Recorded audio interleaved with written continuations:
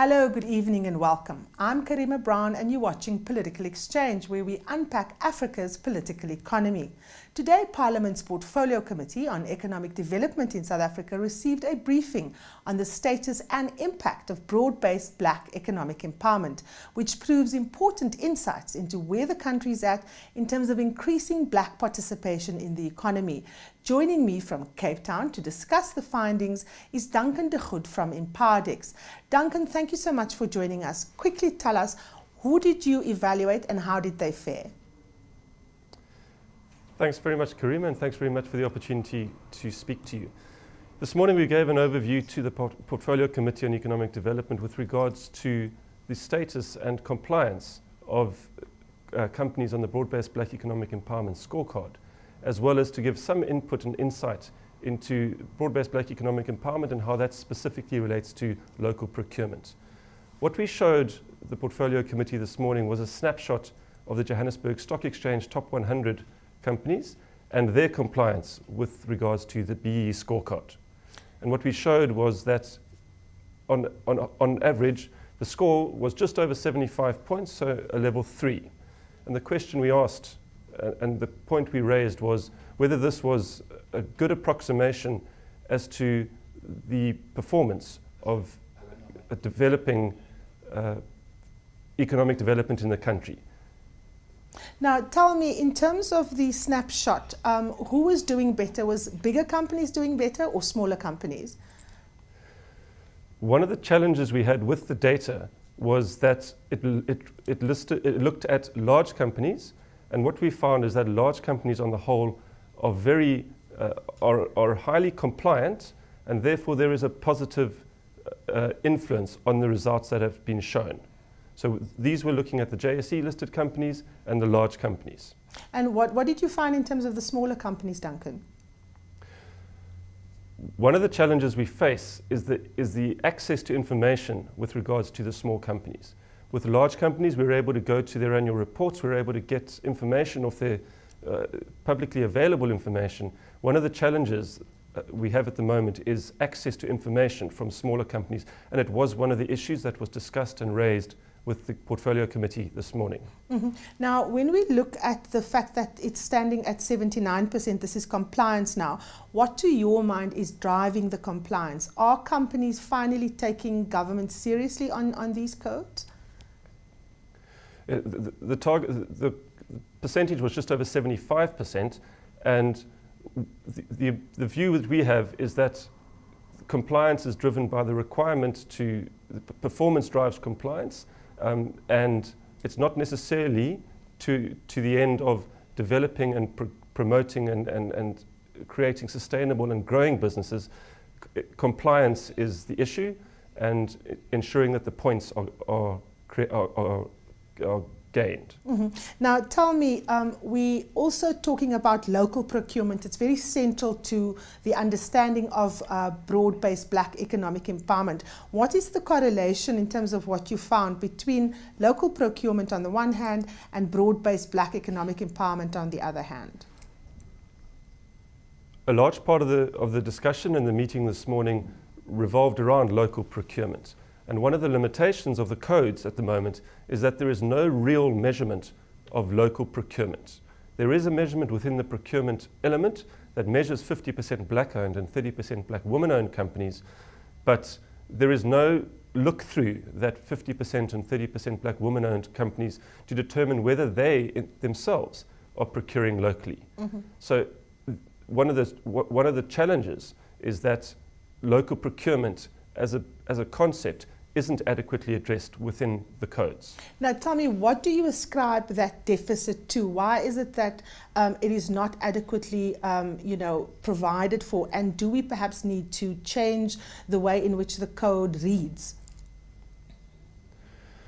What we've found is that with the triple PFA and with the independent power producer projects that are coming into play now, is that there is a far greater emphasis on local content, and we're also of the understanding that the new codes that will be gazetted will contain aspects of local content.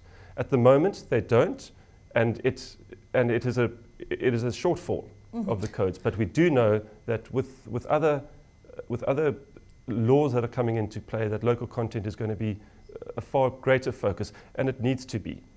Now, let's talk about the need for local procurement. We know, of course, that government has developed a new growth path, and local procurement is a huge part of it. Are companies beginning to understand what this means, you know, just in terms of how they go about conducting their business? What are you guys finding? We're finding at the moment that from a procurement perspective, clients aren't necessarily too concerned about the procurement beyond the supplier that they're interacting with. And one of the challenges that we face is that once we've measured procurement through a 50% black-owned or a 30% black woman-owned company, there's no measurement that shows beyond that point, do those suppliers themselves procure locally. All we're measuring, all that the codes measure at the moment, is at an ownership level. And is that company 50% black owned and 30% black woman owned? In terms of the codes, that again is a challenge that we face. As it stands now, what has worked and what has failed in your estimation? If we look at the 7 elements across the codes, we find that the elements that are the lowest performing, that carry the lowest scores, are those relating to human resources. We're looking at management control, we're looking at employment equity, and we're looking at skills development. Whereas those that score the highest are socioeconomic development, which is also perhaps the easiest one to comply with, as well as preferential procurement and enterprise development. And what is the reasons for this breakdown as you've explained it? Certainly socioeconomic development is reasonably easy to comply with, and the measurement criteria for procurement, enterprise development and socioeconomic development themselves is a reasonably narrow measurement. With enterprise development and socioeconomic development, it's a percentage of your net profit after tax, whereas with procurement it is a percentage of what's known as the total measured spend. So provided a company is prepared to spend a percentage of their net profit after tax on enterprise development or socioeconomic development, either in a monetary or in a non-monetary means, they will be able to comply. Whereas if we look at the human resource aspect, if we look at management control and employment equity and skills development, it requires a far greater focus from the side of the measured entity, from the client, in order to continually improve those scores. Why do you think we're having a problem with human resources, given the fact that we've had, you know, employment equity laws on the statute book since the 90s? It's one of the areas we raised with the Portfolio Committee this morning to say that we found it strange that on the whole, employment equity was a relative poor performer compared to some of the other elements, despite the fact that employment equity laws have been on the statute since the 1990s. What we are finding is that at junior management level, and now we're talking for companies who've got a turnover greater than 35 million rand, what we're finding is at junior management level, there is fairly good compliance. But as we go up into the higher areas within the business, middle management, senior management, and even for that matter, top management, that the representation and the compliance falls off. Is that perhaps to do with the fact that you have very high level of turnover of black staff, you know, at a very high skilled level? Because we often hear companies saying, we've invested so much in people, but they don't really stay, we can't retain them in companies. I haven't seen empirical data to back that, but it is an argument that could hold water. Now, one of the big questions around broad-based black economic empowerment, of course, is the question of fronting. What has the report found, you know, on this issue? Fronting is a complex issue, and as far as a verification agency is concerned, it is also a very difficult aspect to establish.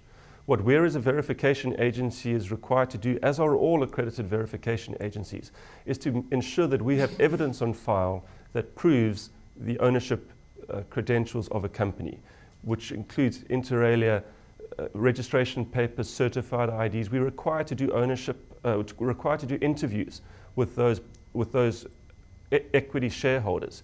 And generally, at a measured entity level, the information and the evidence is satisfactory to define the black ownership within that measured entity. Mm-hmm. Where it is more difficult is beyond that point, where from an operational perspective, where that company might not have the ability to carry out a job, but purports to have the ability to do it, and that is potentially where the fronting aspect comes in. But from a measured entity, from a verification perspective, it is a very difficult and complex area to unequivocally state that fronting is taking place. Mm-hmm.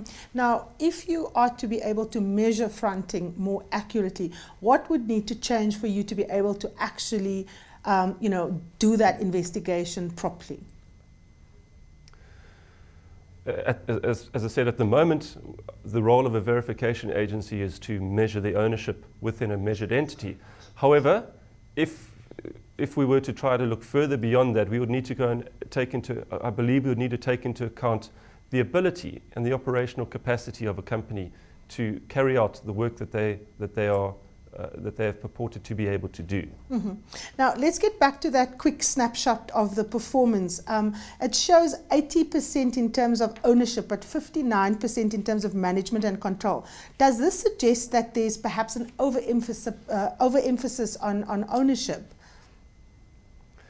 It's one of the areas that we have said carries perhaps too much of an ownership. We're certainly not saying that ownership should not be a measurable element.